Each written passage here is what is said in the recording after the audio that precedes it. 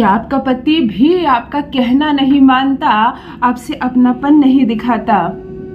लगता है कि जैसे सारी दुनिया मेरी अपनी है, जो सारे पराये लोग हैं, और वो जो अपना है, जिसका हाथ थामा है मैंने जीवन भर के लिए, उससे सबसे परायेपन की बू आती है। जिस पर आप एक दिन भी यकीन न कर सके वो है आपका पति। जिस पर आप कोई भी चीज छोड़ती है उस चीज को वो बिगाड़ देता है, सिर्फ इसलिए ताकि आपको तकलीफ हो। जिसने 7 जन्म के लिए आपका हाथ थामा है, वो 7 मिनट भी आपका साथ नहीं देना चाहता। हर वक्त वो उतावला रहता है इस रिश्ते को तोड़ने के लिए। अजीब बात है ना। क्या साथ निभाएंगी आप? क्या वो आपकी बुढ़ापे का सहारा बनेगा, आपकी बीमारी में सहारा बनेगा? क्या वो 7 जन्म निभाएगा? क्या आपकी बच्चों की जिम्मेदारी उठाएगा? वो तो इस रिश्ते से मुकर रहा है। आपके पिता ने जिस पुरुष को हाथ में सौंप दिया है आपका हाथ, वो पुरुष कमजोर निकला। शरीर से कमजोर नहीं है, ना ही पैसे से कमजोर है, जिम्मेदारियां उठाने में कमजोर है। नहीं चाहिए उसको आपकी जिम्मेदारी। हर वक्त समझाता है आपको, अपने घर चली जाओ, अपने माता पिता के पास चली जाओ, यहाँ क्यों पड़ी हो, मुझे नहीं चाहिए तुम, मुझे इस रिश्ते में आगे नहीं बढ़ना।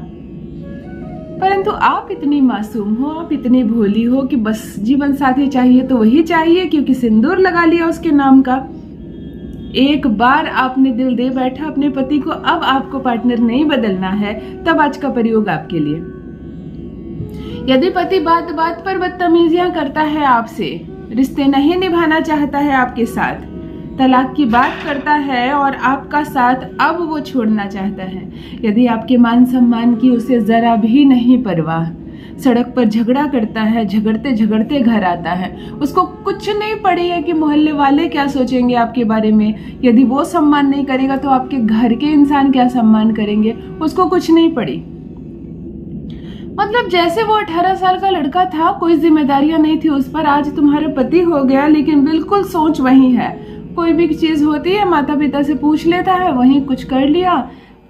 किसी का पति हो गया, वो किसी बच्चे का पिता हो गया, उसको कुछ पड़ी नहीं है, बस समय को बिता रहा है और इस रिश्ते में भी समय खत्म हो रहा है।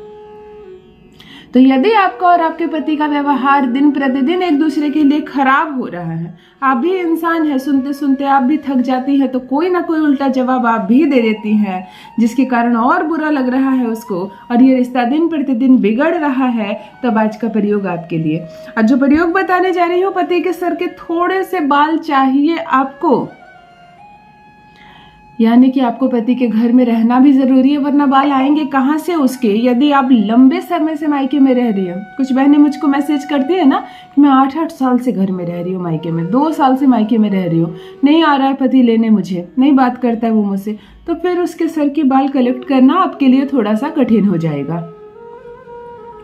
यदि ये उनके लिए है, उन बहनों के लिए कि जो घर में रह रही है, पति के साथ संबंध अच्छे नहीं है, वो आपकी काबू में नहीं है, वो आपकी मुट्ठी में नहीं है, बात बात पर माँ के पास जाता है, माँ को सारी बातें बताता है, उन्हीं से पूछता है, बात बात पर उसके पिता, उसके भाई, उसके बहन इस रिश्ते के बीच में आ जाते हैं।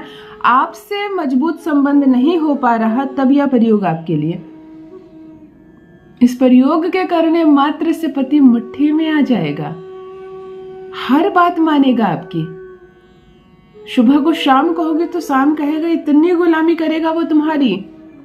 यह एक प्रकार का वशीकरण है, और केशों से जो वशीकरण होता है ना, बहुत अद्भुत। नाखून और केश के वशीकरण तो वशीकरण शास्त्र में बहुत मायने रखते हैं। आज जो प्रयोग बताने जा रही हूँ, पति तुम्हारे इशारे पर नाचेगा। जो बात नहीं करता है, जो मुकर रहा है तुमसे, जो मुकर रहा है इस रिश्ते से, वो संपूर्ण जिम्मेदारी उठाएगा, प्रेम करेगा तुमसे, रहेगा पूर्ण रूप से तुम्हारे वश में। जान लीजिए प्रथम मैं कौन हूँ। नमस्कार दोस्तों, मैं हूँ खुशबू सिंह। बहुत स्वागत, बहुत अभिनंदन करती हूँ आप सबका अपने YouTube चैनल ज्योतिष ज्ञान में।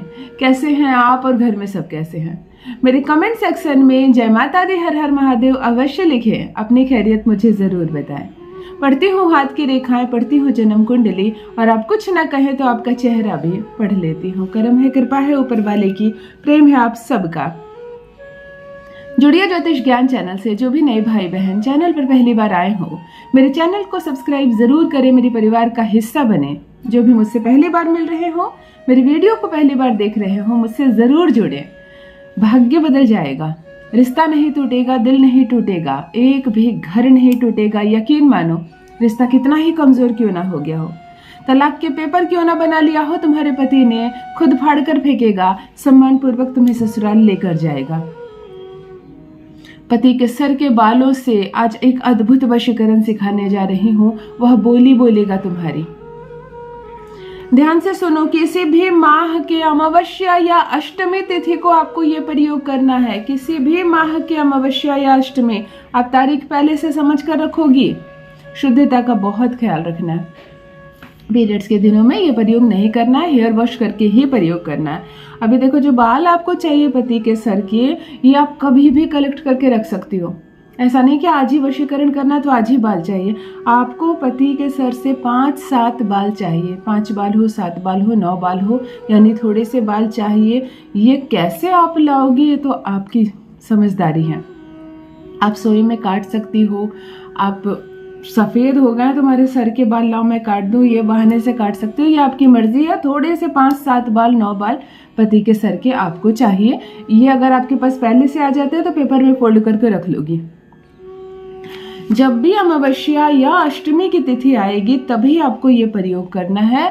यह प्रयोग आपको 9 बजे से रात्रि 12 बजे के बीच में करनी है। रात्रि 9 से 12 के बीच में।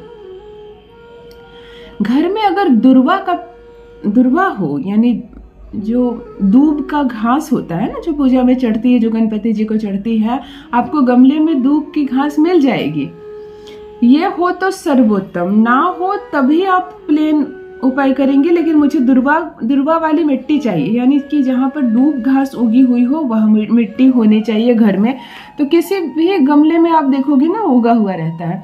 आप 9 बजे से 12 बजे की रात्रि के बीच अष्टमी या अमावस्या तिथि के दिन एक सरसों तेल का दिया जलाओगे, उसमें 7 दाने काली उड़द के डाल दोगे। एक सफेद पेपर पर पति का नाम मोटे मोटे अक्षरों में लिख दोगे, जमीन पर पेपर रखकर इसी के ऊपर दिया जला दोगे। वो जो बाल आपने कलेक्ट किए वो अपने पास रखोगे। पश्चिम दिशा की ओर चेहरा करके बैठ जाना खुले आसमान के नीचे, चाहे तो आंगन में चाहे तो छत पर। पति के जो बाल आपने कलेक्ट किए उसको दाहिने हाथ में बंद करना, पति की अनुभूति करना, उसे देखने का प्रयास करना। ओम धूम ध्रुवा मम अमुक वशम कुरु कुरु स्वाहा, इस मंत्र का 47 बार 47 बार लगातार जप करना। अमुक जहाँ कहा वहां मैंने पति का नाम लेना। उसके बाद दिया सामने जलता रहेगा। इस बाल को संपूर्ण पेपर में डालकर उसी दिए में जला दोगी। चिमटे से पकड़ के जला देना, किसी चीज से पकड़ के जला देना, कागज सहित वो संपूर्ण बाल जल जाएगा। इस राख को तुम्हें दुर्वा के पेड़ वाली मिट्टी में, जहाँ पे दुर्वा का पौधा होगा हो, घास उगी हो, उसी मिट्टी में तुम्हें अंदर डालना है। देखो, दुर्वा जो होता है ना, गणपति जी को अति प्रिय होता है। बुद्धि इससे सुधरता है, रिश्ते सुधरते हैं। आपको इस मिट्टी को खोद के इसका जो डस्ट निकलेगा, इसकी जो ऐश बचेगी ना, वो आपको अंदर डालकर बंद कर देना है। अगर दुर्वा का पौधा घास आपके पास नहीं तो किसी भी मंदिर में वैसे भी कहीं उगे रहते, ये काम आप बाद में भी कर सकती हो। लेकिन दिया जलाकर ये मंत्र बोलकर आपको जला देना है। सिर्फ इतना करो ना, पति आपकी बोली बोलेगा, कंप्लीट रूप से वो आपके वश में हो जाएगा। वो जो दूसरों की बातों का असर हो रहा है ना उसके और आपके रिश्ते पर, वो खत्म हो जाएगा। गुलाम बनकर रहेगा तुम्हारी।